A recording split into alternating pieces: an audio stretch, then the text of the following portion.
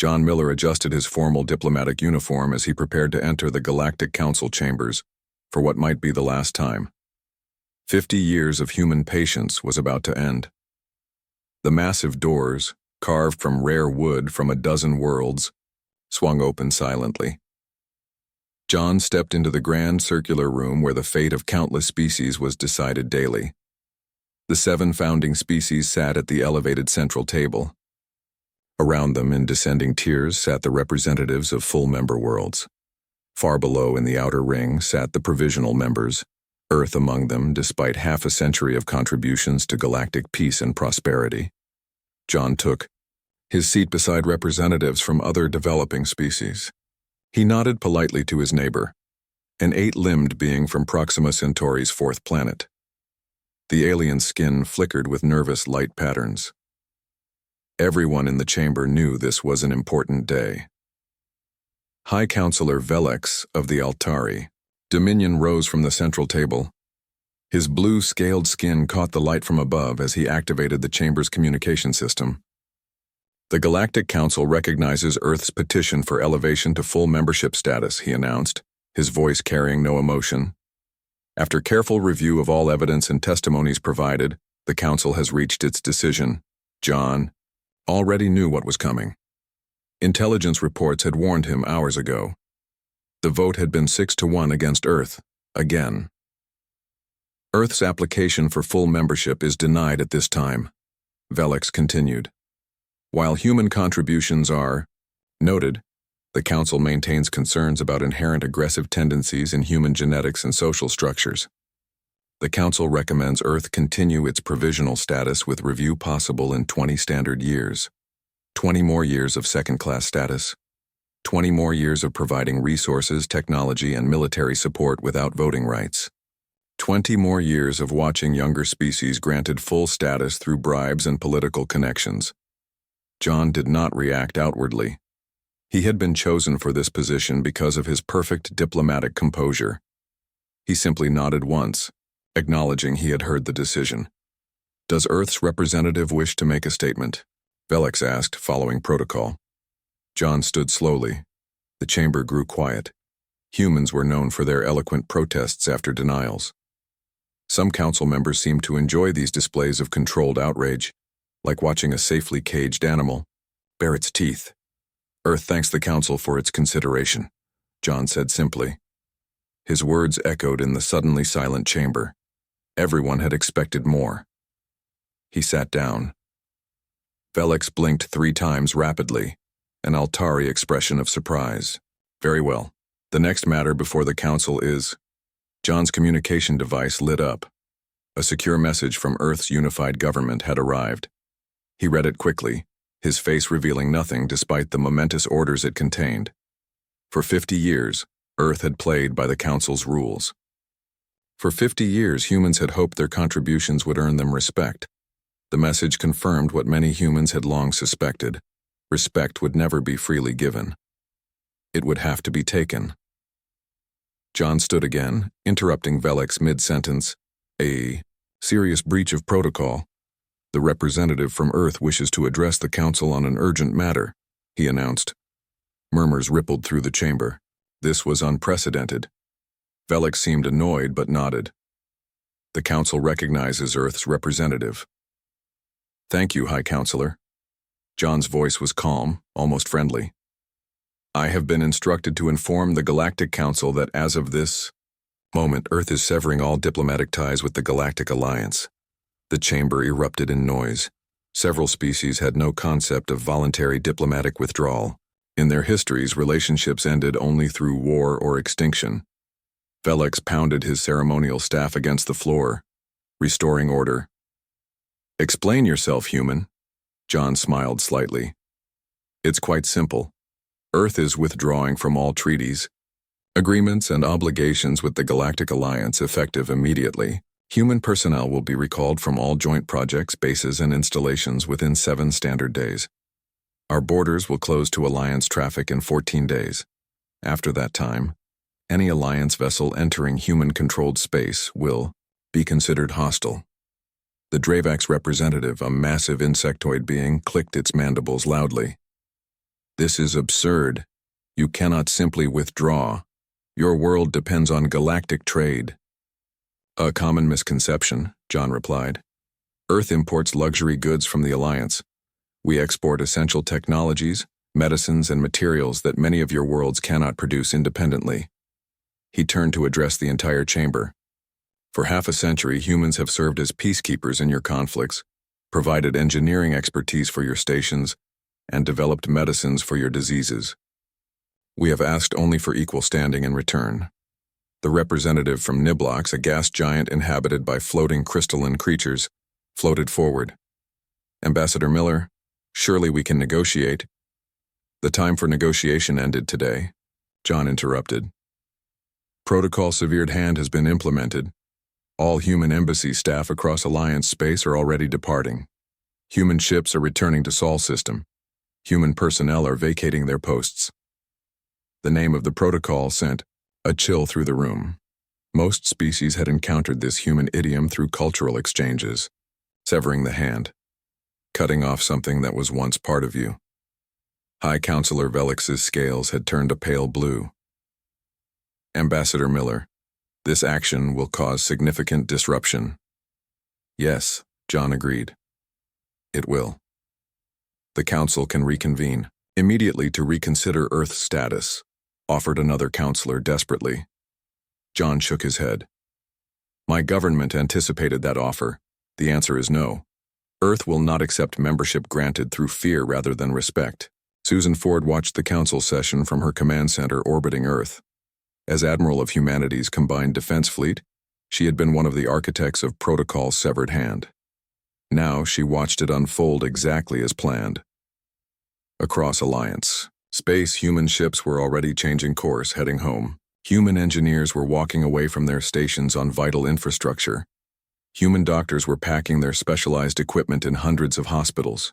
No threats, no violence, just absence.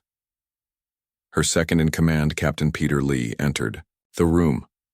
The border defense grid is at 90% capacity, he reported. All outposts are implementing withdrawal procedures on schedule. Susan nodded.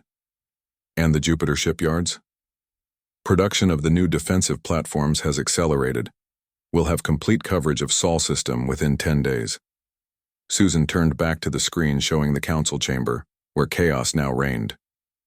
The alien representatives were shouting over each other, some demanding action, others pleading for reconsideration. In the center of the storm stood John Miller, calmly gathering his few personal items.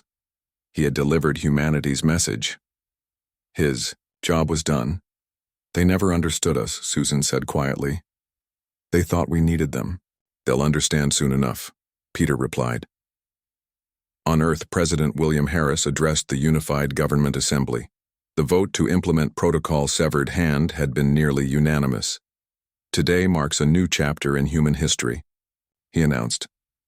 For generations we have looked outward, seeking friendship among the stars. We have been met with condescension and exploitation.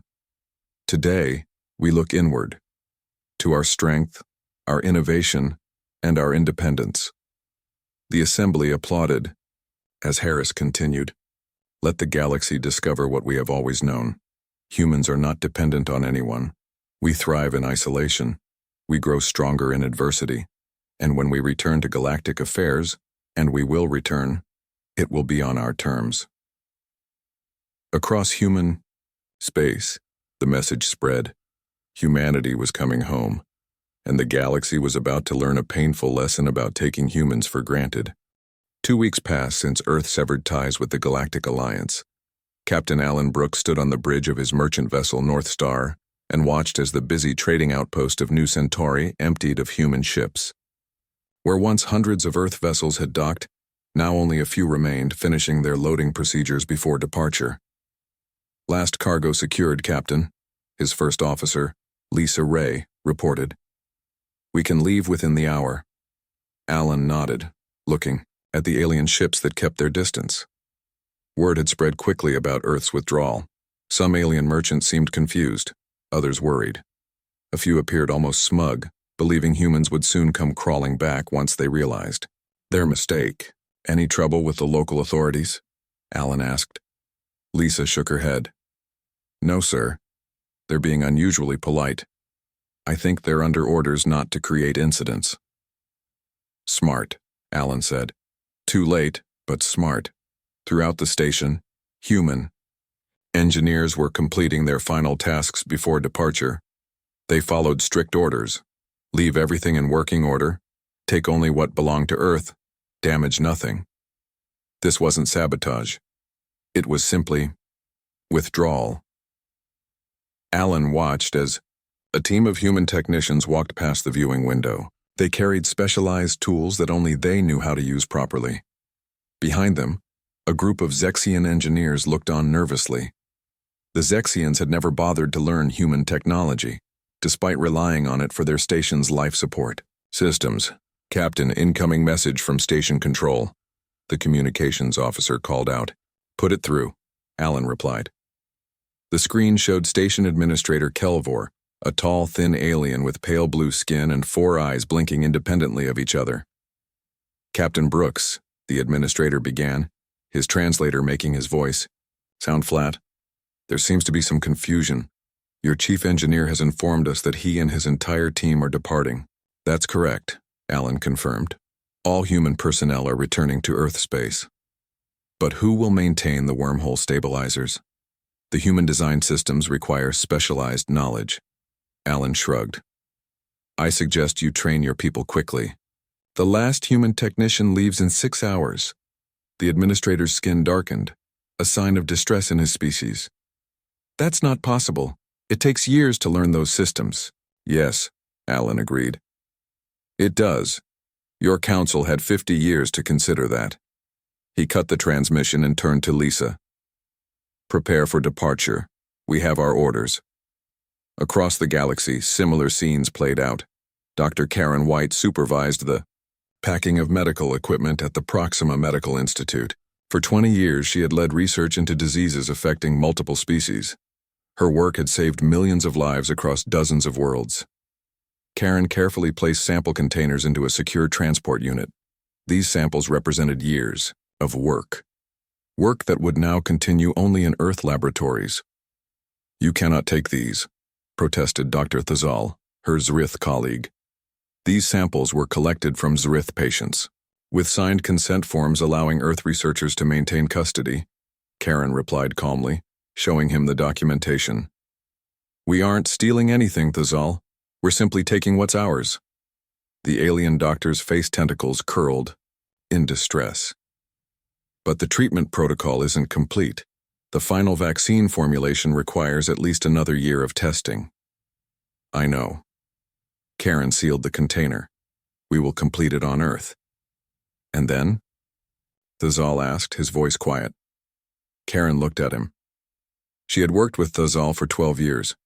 He was one of the few aliens who had treated her as an equal from the beginning. That will depend on the new relationship between Earth and the galaxy, she finally said. I truly don't know. She placed a small data device on the table. This contains basic care instructions for the current patients. It should help manage their symptoms until a full cure is developed. It was more than her orders required, but Karen couldn't bring herself to abandon patients who had trusted her. She was a doctor first, a human second. On the contested border world of Valor Prime, Lieutenant Greg Johnson oversaw the evacuation of human peacekeeping forces. For 30 years, humans had maintained the fragile peace between the Draal and Vexari colonies there. Now, the last human troops were boarding their transports. Greg stood facing the representatives from both alien species. Neither looked happy. Once we depart, the buffer zone will no longer be maintained by human forces, Greg explained. According to Protocol 7 of the Valor Accords, both Draal and Vexari military units must remain at least 50 kilometers from the borderline. The Draal, Representative snarled, showing sharp teeth. And who will enforce this protocol when you are gone? Greg met the alien's gaze steadily. That's not our concern anymore. Your people abandoned their responsibilities, the Vexari diplomat hissed. No, Greg corrected. We're honoring our only true responsibility, to humanity. You two never wanted us here anyway. Now you can handle your own problems. He turned and boarded the last transport without looking back. As the doors closed, he heard the raised voices of the two diplomats, already arguing. Back on Earth, President William Harris met with his cabinet to assess the withdrawal progress. The room was tense but determined. 93% of human personnel have been evacuated from Alliance space, Defense Secretary Frank Diaz reported. The remainder will be out within 48 hours. Any resistance? Harris asked. A few minor incidents. Some stations tried to prevent our people from leaving by claiming they needed time to train replacements. Diaz smiled slightly. None of those delays held up in local courts. Even alien judges understand contract law. Secretary of State Olivia Grant looked up from her datapad. We've received 67 official protests from member worlds of the Alliance. 12 include threats of military action if we don't return essential personnel. And our response, Harris asked. As directed, a single message acknowledging receipt, nothing more. Harris nodded and turned to Kelly Martinez, his economic advisor. What's the impact assessment? Kelly brought up a holographic display in the center of the table. Initial economic disruption for Earth at 11%, primarily in luxury, imports and some raw materials. Our stockpiles will last 3 years at minimum. After that, our new mining operations in the asteroid belt should fill the gaps. The display shifted to show Alliance worlds. For them, the picture is much darker. 23 Alliance worlds depend on human medical technology. 47 use our wormhole stabilizers for their main trade routes. 36 rely on human-designed atmospheric processors for their colonies. The president looked at the data grimly. And their alternatives? Limited or non-existent in the short term, Kelly replied. Most species focused on their own specialties, believing Alliance membership meant they didn't need to develop technologies others had mastered. Harris stood and walked to the window overlooking Washington, D.C. The city looked peaceful in the evening light. Most citizens went about their lives barely affected by the diplomatic crisis. Earth had always been largely self-sufficient. They never saw us as equals, he said quietly. Now they'll see what happens when humanity stands alone. Across the galaxy, the first true consequences of humanity's withdrawal were beginning to unfold. 3 months after Earth's withdrawal, the carefully balanced galactic economy showed signs of serious collapse.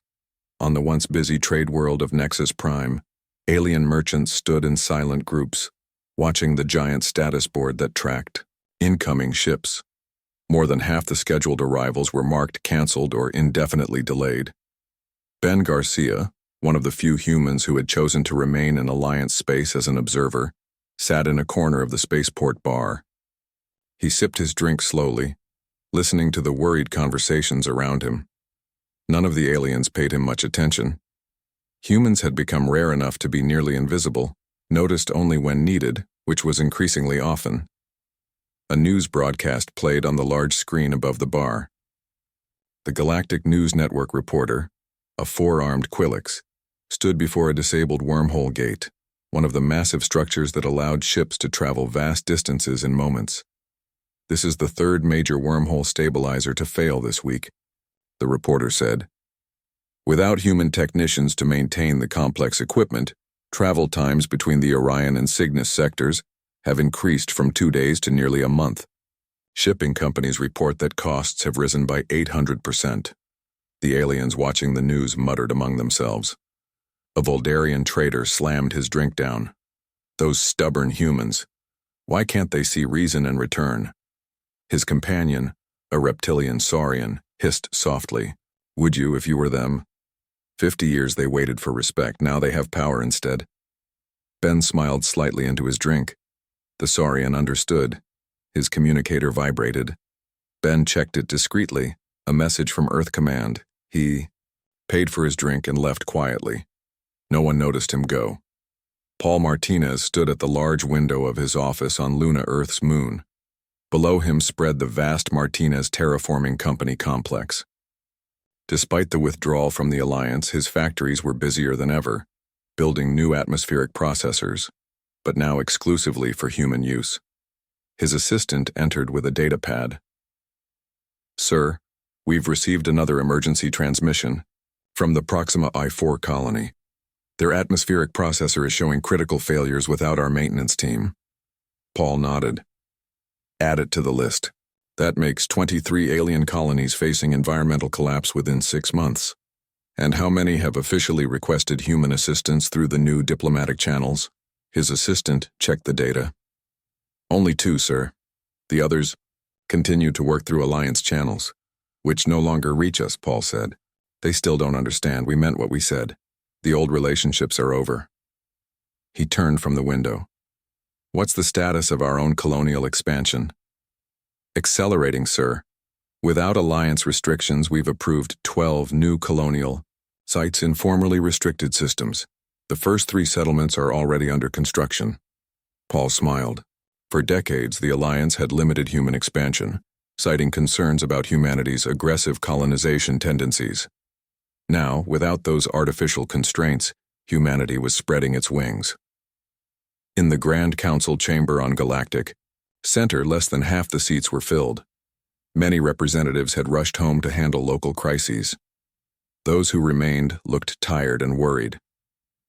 High Counselor Zixar of the Voldarian Imperium stood at the central podium.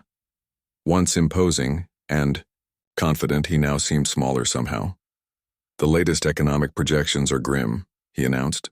30% of interstellar trade routes are effectively closed due to failed wormhole stabilizers. Medical emergencies have been declared on 18 worlds dependent on human pharmaceuticals. The Draal and Vexari fleets have opened fire on each other above Nebulan Prime with no human peacekeepers to intervene.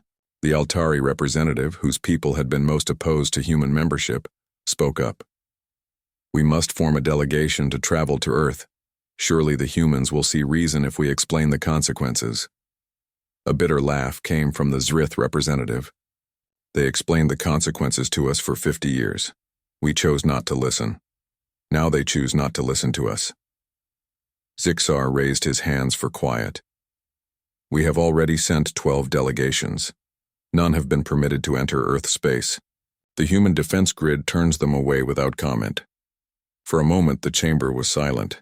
Then Zixar spoke the words none had been willing to acknowledge. We have made a terrible miscalculation. We treated humans as if we were doing them a favor by allowing them into galactic society. We never considered that perhaps it was they who were doing us a favor. In the Orion sector, the first shots of what would become a devastating regional war had been fired. The Draal battlecruiser Fist of Vengeance fired upon the Vexari defense platform, guarding the resource-rich world of Nebulan Prime. For decades, human diplomats and peacekeepers had prevented this exact conflict. Captain Vexler of the Vexari fleet watched from his command ship as the defense platform exploded into fragments. Return fire, he ordered. Target their weapon systems. His weapons officer hesitated. Sir, without human mediators, there will be no one to negotiate a ceasefire. This could escalate quickly. The humans chose to abandon their duties, Vexlar replied bitterly. We will handle this ourselves. As energy beams lanced across space between the opposing fleets, neither commander considered an important truth. Humans had never accepted a duty to keep the peace. They had offered assistance, which had been treated as an obligation rather than a gift. On Earth, in the headquarters of the unified government, Admiral Susan Ford presented her report to President Harris and the Defense Council. The large display showed the positions of Earth's rapidly expanding defense fleet. The Sol defense grid is fully operational, she announced. No unauthorized vessel can approach within 2 light hours of our system. We've established similar defensive perimeters around our 7 most developed colony worlds. And our offensive capabilities? Asked Defense Secretary Diaz. Significantly enhanced, Susan replied. Without alliance restrictions on military technology, our new destroyer-class vessels have twice the firepower of previous models. Production at the Jupiter shipyards is ahead of schedule. President Harris studied the display. Any signs that the Alliance is preparing military action against us? Susan shook her head. Quite the opposite. Their military coordination is collapsing. Without human communications experts, many member worlds are recalling their ships to defend home territories as local conflicts erupt. Secretary of State Grant checked her datapad. We've received another desperate message from the Council. They've unanimously voted to grant Earth full membership status, with all associated rights and privileges. Their third such offer this month, Harris noted. Your recommendation? No response, Grant said firmly. Any acknowledgement would suggest we're open to returning to the old system. We're not. Harris nodded in agreement. For 50 years, we played by their rules. Now, we make our own. Back at Nexus Prime, Ben Garcia boarded his small observer ship. His mission complete, he set course for Earth space. As his ship accelerated away from the troubled trade world, he recorded his final observations. The Galactic Society is unraveling, faster than anticipated, he spoke into his recorder. Without human support, systems they took for granted are failing one by one. More concerning is their continued failure to understand why we left. Many still believe we can be persuaded to return to the old relationship. He paused, watching the stars through his viewport. They still don't understand that the galaxy needs humans more than humans need the galaxy. Perhaps they never will. His ship reached jump speed, and in a flash of light disappeared toward Earth space, leaving behind a galaxy, descending further into chaos. 6 months into what galactic historians now called the human silence, the Galactic Council chamber was filled to capacity for the first time since the crisis began. Representatives from all member worlds had been summoned for an emergency session. Even species that had been fighting each other arrived under temporary truces. High Counselor Zixar stood at the central podium, his normally impressive figure now visibly tired. This special session will address only one matter, the human question. A large display activated behind him showing the extent of the crisis. Nearly 40% of all wormhole gates were non-functional. Trade had declined by 63%. 27 colony worlds faced environmental collapse as terraforming systems failed. 12 regional conflicts had erupted without human peacekeepers to maintain stability. We face the greatest crisis in the Alliance's 500-year history, Zixar continued. Today we must vote on a proposal that would have been unthinkable 6 months ago. The chamber went silent as Zixar displayed the proposal.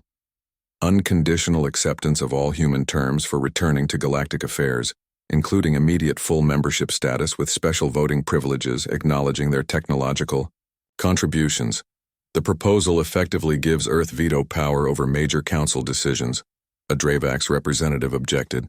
It undermines the founding principles of the Alliance. Perhaps those principles need revision, replied the Zrith representative. Our founding principles did not prevent us from treating an advanced species as second-class members for 50 years. After hours of heated debate, the vote was called. The result was nearly unanimous, 198 votes for 7 against, 3 abstentions. The Alliance would grant humans everything they had ever asked for, and more. The message will be dispatched via fastest courier to the Sol system, Zixar announced. We can only hope the humans will listen.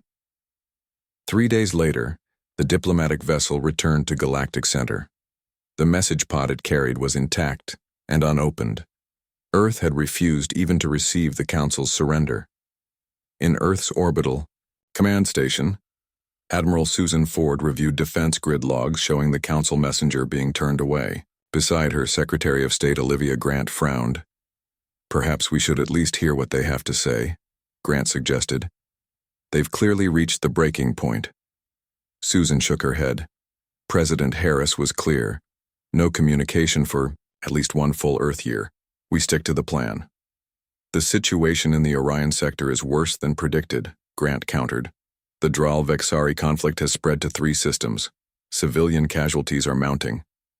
Not our concern, Susan replied, though her voice lacked conviction. Humans had spent generations protecting alien lives. Old habits died hard. What about the medical crisis on Proxima 4? Grant pressed. Their children are dying without our vaccines. Susan turned to face her colleague directly. Olivia, we both know what's happening out there. But remember why we're doing this. For 50 years they took our help while treating us as inferiors. If we respond to the first serious crisis, nothing will change. They need to understand that we are essential, not just useful. Grant nodded reluctantly. I know. I just didn't expect it to be this hard to watch. No one did. Susan admitted. But we hold the line. 1 year of silence. On the resource world of Nebulon Prime, the war between the Draal and Vexari forces had devastated what was once a thriving mining colony. Lieutenant Steve Rogers, another human observer, moved carefully through the ruins of the main settlement. His mission was simple: document the consequences of humanity's absence without intervention. A sound made him freeze. Rogers ducked behind a collapsed wall as a patrol of Draal soldiers moved past. Their scales were dull from lack of proper care, their weapons showing signs of hasty repair. 6 months of conflict had taken a toll on both sides.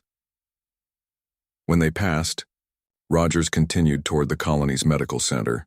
The building was partially intact, now serving as a field hospital for both Draal and Vexari wounded. Inside, exhausted medical staff from both species worked side by side, enemies forced into cooperation by necessity. Rogers spotted a familiar face: Dr. Mavic, a Vexari physician who had trained at Earth's medical academy years ago. Rogers had specific permission to make limited contact with former Earth associates. He approached carefully. Dr. Mavic. The Vexari physician looked up, surprise in his compound eyes. A human? Here? Observer status only, Rogers explained. How bad is it? Mavic gestured around the overcrowded facility. We've lost 40% of the colony's population. Without human medical supplies, infection rates are climbing. Both sides are running out of trained soldiers, yet the fighting continues. Why? Rogers asked, though he knew the answer. Pride. Stubbornness. Mavic sighed, a very human gesture he had picked up during his time on Earth. Neither side wants to be first to request peace talks.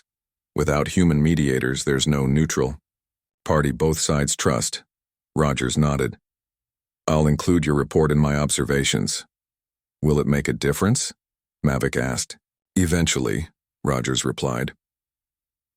On Earth, President Laura Barnes, who had won election 3 months into the crisis, held a private meeting with her inner cabinet.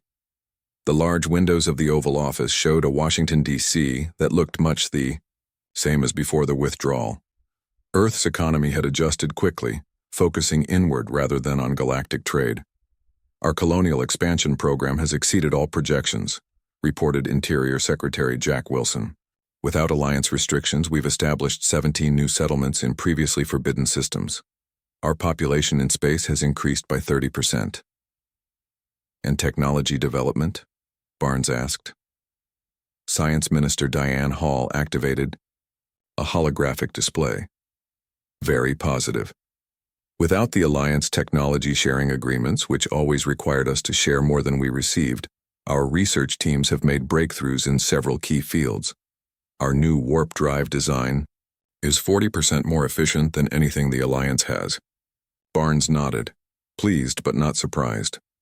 Humans had always been innovative, adapting quickly to challenges. Without the burden of supporting half the galaxy, they had flourished. What about the latest council message? She asked. Secretary of State Grant sighed. The same as before. They voted to accept all our original demands plus additional concessions. They're getting desperate. And the situation out there? Deteriorating rapidly. The Orion conflict has spread. 3 more colony worlds face environmental collapse. The medical crisis on Proxima 4 is reaching catastrophic levels. Barnes was silent for a moment. Recommendations? We maintain the Sci-Fi communications blackout per the original plan, Grant said. 6 more months of silence, but... She hesitated. Yes? Barnes prompted. Perhaps we could authorize limited humanitarian aid through neutral third parties. Nothing that acknowledges the Council, but enough to save innocent lives. Defense Secretary Ross objected immediately. That would undermine our position. The point was to show them they need us on our terms.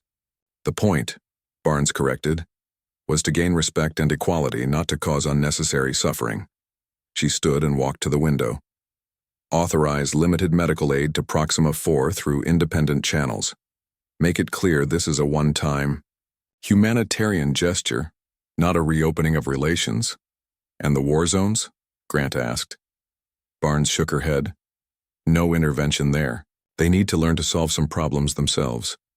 She turned back to her cabinet. In 6 months, we'll speak to the galaxy again.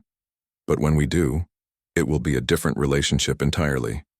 In the depths of space, High Elder Xanthar of the Ashanti Collective prepared for what might be the most important mission of his long life. His small, unarmed vessel was approved to approach Earth space carrying the Council's unconditional surrender to human demands.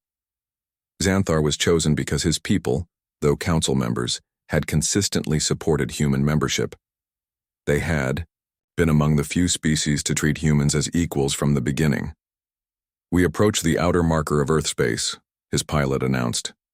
Xanthar moved to the communication station. Transmit our identification and purpose. Make it clear we come in peace. The response was not immediate. For several tense minutes, Xanthar wondered if his ship too would be turned away without a hearing. Then the communication system activated. An image appeared. A human woman in a military uniform. Admiral Susan Ford. High Elder Xanthar, she said, her expression neutral. Your approach is noted. However, Earth maintains its communication blackout for another 6 months as previously stated. Xanthar bowed respectfully. Admiral, I understand your position. But surely after 6 months of silence, your point has been made. The galaxy has learned its lesson. Susan's expression didn't change. Has it? Or is the galaxy simply desperate to return to the old arrangement where humans solve everyone's problems while being treated as second-class citizens? The Council has accepted all your demands, Xanthar argued. Under duress, Susan replied. Not out of respect or understanding. When we return to galactic affairs, it will be on our terms, in our time. The transmission ended.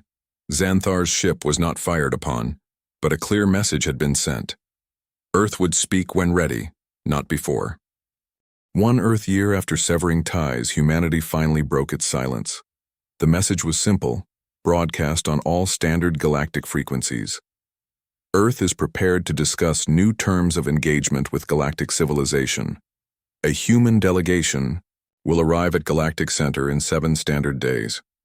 The news spread across the struggling Alliance worlds, faster than any official announcement in memory. On planets where food rationing had become normal due to collapsed trade routes, people gathered in public spaces to share their hopes. In medical centers where supplies had run critically low, doctors and patients alike prayed this meant an end to their suffering. The Galactic Council chamber was cleaned and repaired for the historic meeting. Parts of the grand complex had fallen into disrepair as resources dwindled. Even the 7 founding species, once so proud, now showed visible signs of hardship. When the day arrived, the chamber was filled beyond capacity. Representatives from every Alliance world attended, many standing in the aisles. The mood was a mix of hope, fear, and for some of the oldest and proudest species, thinly disguised resentment. High Counselor Zixar spoke first. Today marks a potential new beginning for galactic civilization. We welcome the human delegation and hope for productive discussions. The massive doors opened, and the human delegation entered. Led by Ambassador Eric Peterson, the humans walked confidently to the center of the chamber. Where John Miller had once stood alone as Earth's representative, now stood 20 humans, scientists, military officers, and diplomats. Eric stepped forward. Unlike John's formal Alliance diplomatic uniform from a year ago, Eric wore a simple but elegant Earth uniform, making it clear that humans now represented themselves, not the Alliance. Greetings, Eric began. His voice carried effortlessly through the silent chamber. I bring a message from Earth and all human worlds. He paused, looking around the chamber at the hundreds of alien faces. For the past year, humanity has stood apart from galactic affairs. During this time, we have grown stronger while watching the Alliance struggle. Some might expect us to feel satisfaction at this outcome. We do not. Murmurs passed through the crowd. Humanity did not withdraw to punish the galaxy, though punishment has certainly occurred. We withdrew to make a simple point that 50 years of diplomacy had failed to convey. Relationships must be built on mutual respect and recognition of value. Eric activated a holographic display showing Earth's newly expanded colonial reach and technological achievements.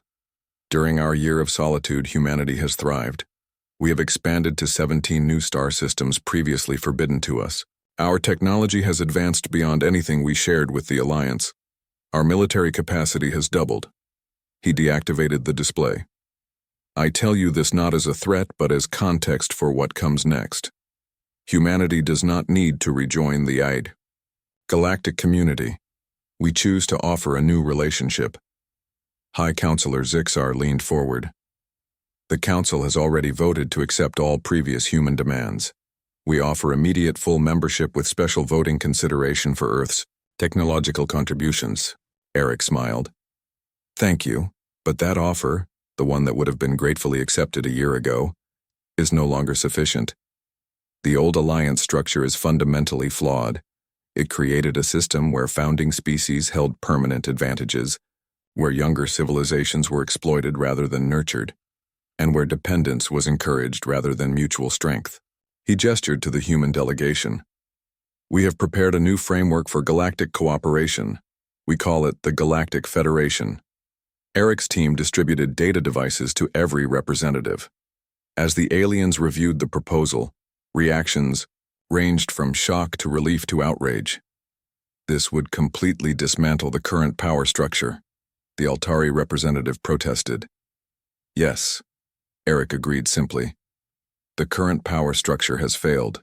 It collapsed after only one species withdrew support.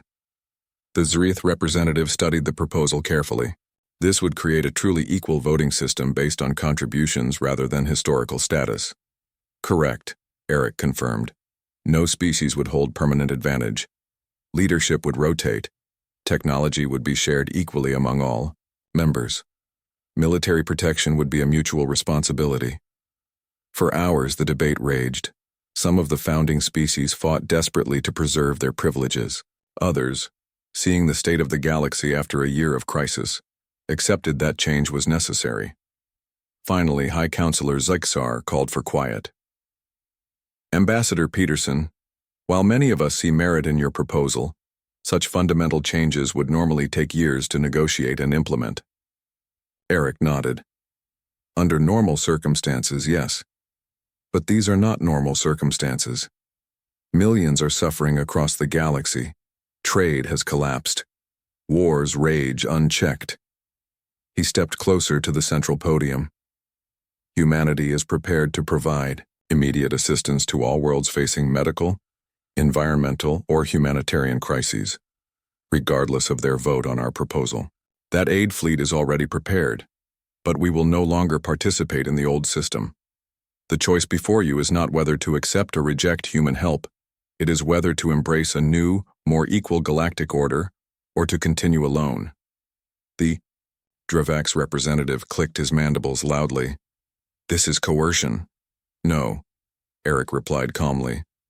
This is reality. Humanity has proven we can thrive independently. Many alliance worlds cannot. We offer partnership, true partnership, not submission. As the debate continued, President Laura Barnes watched the proceedings from her office on Earth. Beside her stood Admiral Susan Ford and Secretary of State Olivia Grant. Will they accept? Susan wondered. They have no choice, Grant replied. At least 18 worlds face total collapse without immediate human aid. Barnes shook her head. They always have a choice. That's the point. We're not conquering them. We're offering a better way forward. On the observation deck of the Earth vessel Horizon, Captain Michelle Davis watched the distant lights of Galactic Center. Her ship led the massive humanitarian fleet positioned just outside Alliance space. 300 vessels loaded with medical supplies, terraforming equipment, and essential technologies. Her second officer approached with a data pad. Captain, we've received the signal. The Council has voted. Michelle took the pad, reading the results. Slowly, a smile spread across her face. Send to all ships. Prepare to enter Alliance space. Aid mission Sunrise is approved. Across the fleet, crews who had trained for months finally had their answer. Earth would return to galactic affairs, not as a supplicant but as a leader. In the council chamber, the final vote tally appeared on the main display. 178 for acceptance, 22 against, 8 abstentions. The Galactic Alliance was dissolved. The Galactic Federation would take its place. As Eric signed the new charter on behalf of humanity, representatives from dozens of formerly marginalized species lined up to add their signatures. For the first time, they would have true equality. The 7 founding species, seeing the tide of history turning, eventually joined as well, surrendering their ancient privileges in exchange for a place in the new order. As Eric completed the signing ceremony, he sent a simple message to Earth. It is done. Across human settlements, people who had watched the proceedings celebrated, not for conquest or revenge, but for recognition. The species that had once been dismissed as too young, too volatile, and too unpredictable had forever changed the course of galactic history. Sometimes the greatest power lies not in violence, but in absence. And sometimes the most important lesson is understanding what truly matters before it's gone.